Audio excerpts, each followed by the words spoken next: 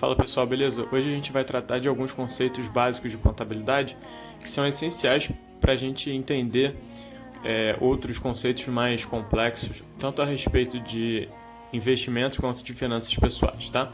Então vamos começar com ativos. O que são ativos, né? São bens e direitos com potencial de produzir benefícios econômicos futuros. Então a gente pode dar como exemplo, né, de bens a sua casa, né? A casa que você comprou é um bem que gera benefícios futuros. Ou direitos, no caso, quando você tem uma restituição do seu imposto de renda a receber, é um direito que você tem com o governo federal de receber determinado valor no futuro. Passivo, uma obrigação de transferir recursos econômicos para outros. Então, por exemplo, quando você tem uma conta de luz, você tem uma obrigação de transferir dinheiro para a empresa lá de luz do seu estado. Por fim, patrimônio líquido, né? É a participação residual dos ativos descontados os passivos, ou seja, é o que sobra. Quando você pega os seus ativos e tira os seus passivos, você tem o seu patrimônio líquido. Com base nesses três conceitos que eu falei, que você tem que ter muito bem definido eles na sua cabeça, a gente chega nessa equação fundamental da contabilidade, que você tem que o ativo é igual ao passivo mais o patrimônio líquido. Fica mais claro isso quando a gente fala sobre balanço patrimonial, né? Vocês veem aqui o balanço patrimonial, que é uma demonstração contábil gerada pelas empresas, mas que a gente pode fazer para fins pessoais, né? Então vamos dar uma olhada aqui. No lado esquerdo a gente tem o ativo, né? Então alguns exemplos de ativo: dinheiro físico, aquele CDB que você tem no banco, o seguro que você contratou e que ele é contratado durante um determinado período, né? E aí é um direito que você tem do seu carro estar protegido, né? Em caso de algum sinistro durante determinado período. O seu próprio carro é um ativo, né? E aí a gente vai discutir algumas coisas a respeito de desmistificação a respeito de ativo e passivo em relação ao carro, né? Que algumas pessoas conversam a respeito. A sua casa também é um ativo. E do lado direito, né, a gente tem o passivo.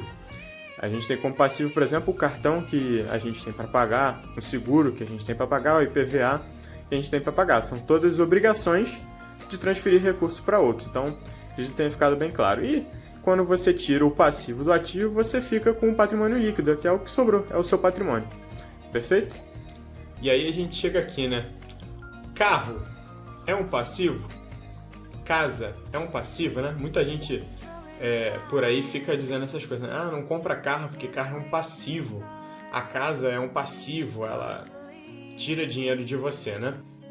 E não é isso, né? Não tem nada a ver, não é exatamente isso que as pessoas ficam falando por aí. Acaba que as pessoas escutam algumas coisas, né? Alguns conceitos generalistas e não entendem a fundo do que se trata essa questão de chamar a casa e o carro de despesa, né? Na realidade, a gente pode pegar os nossos ativos, né, e dividir eles em dois grupos, né? Os ativos geradores de receita, então você tem um CDB, por exemplo, em que ao você aplicar os seus recursos lá, esse produto financeiro, né, ele tende a gerar receita, né? Ele vai aumentando. E você tem, por exemplo, a TV da sua casa, né?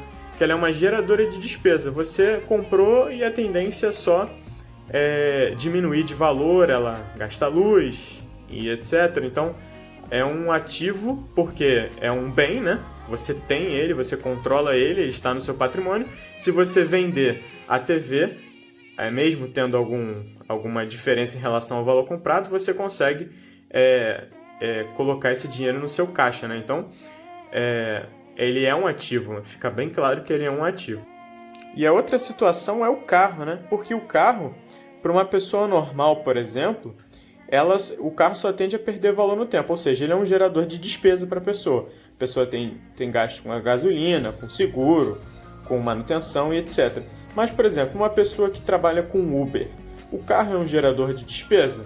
Sim e não, né? Porque ele também é um gerador de receita, ele trabalha com o carro. Então, o carro faz parte da sua geração de receita, de caixa. Apesar dele ter os gastos com o carro, é o carro que gera receita na casa. Então, esse é um bom exemplo para a gente desmistificar essa questão dos ativos que algumas pessoas falam que carro, casa, são passivos, né? Quando na realidade eles são ativos. Você consegue vender o seu carro e ter um valor residual referente a ele. Então, eles são ativos, são bens, e alguns ativos eles podem gerar receita, como é o caso do CDB e do carro para o Uber, e podem gerar despesas também, como é o caso de uma TV ou de um carro para uma pessoa normal. Beleza, galera? Grande abraço.